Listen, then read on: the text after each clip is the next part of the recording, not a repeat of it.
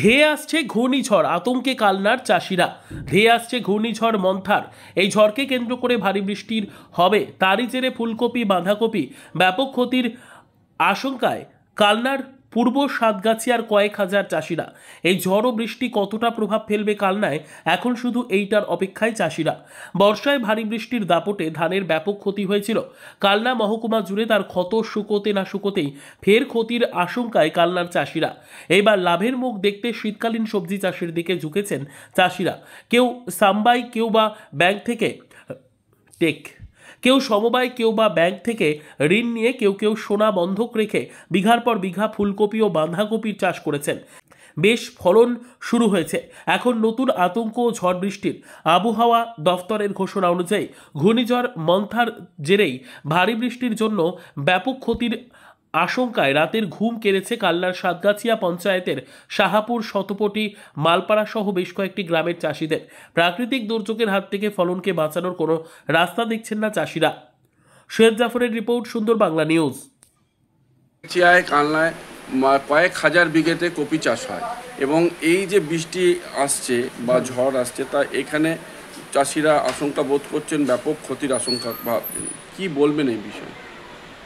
আমাদের মাননীয় মুখ্যমন্ত্রী বাংলার প্রতিটা ব্লকে, আপনার প্রতিটা জেলায়, প্রতিটা ব্লকে আপনারা জানেন যে মেল করে দেওয়া হয়েছিল এবং সেই মেল অনুযায়ী আমরা বিভিন্ন পঞ্চায়েতে আপনার মাইকিং করে চাষিদের ডেকে শস্য বিমার জন্য আমরা তাদেরকে আবেদন করেছিলাম। সেই সঙ্গে আমাদের পঞ্চায়েতে ক্যাম্প হয়েছিল। ক্যাম্প হওয়াতে চাষিরা সেখানে এসছে, অনেকেই বিমা করেছেন এবং যদি সামনে নিম্নচাপ হয়, বৃষ্টি হয়, তাদের বিমা করা রয়েছে। সরকার যথাযোগ্য ব্যবস্থা নেবে। এছাড়াও যে আপনার কত হেক্টর জমি বা কিছু ক্ষতি আপনারা আধিকারিকরা দেখবেন? দেখুন, এখনও তো বলা যাচ্ছে না বৃষ্টি কোন দিক দিয়ে হবে।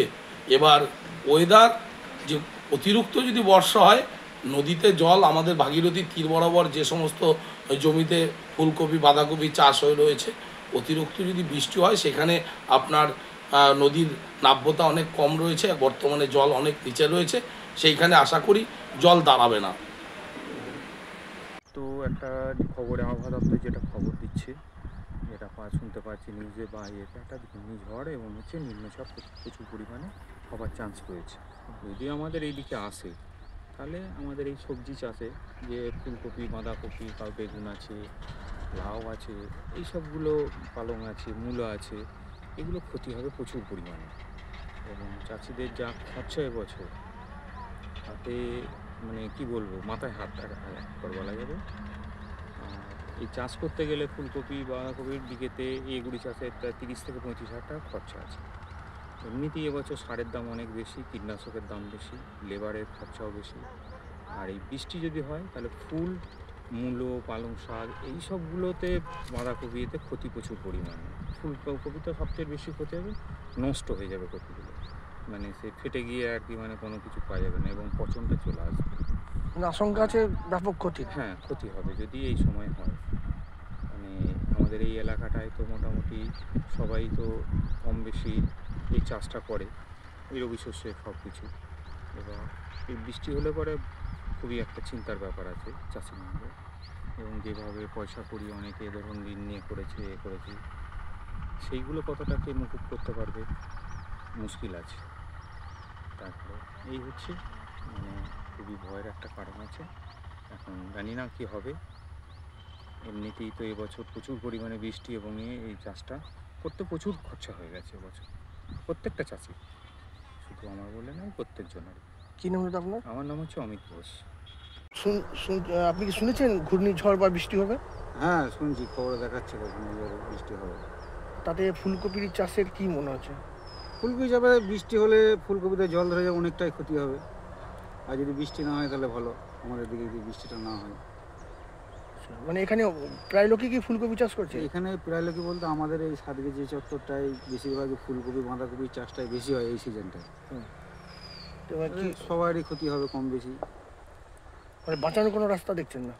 না, প্রকৃতির ওয়েদার, বৃষ্টি যদি হয় কী করে বাঁচাবো? বাঁচানোর তো কোনো উপায় নেই। বৃষ্টি হলে ক্ষতি হবেই, আর বৃষ্টি যদি না হয় মঙ্গল। কীরকম খরচা?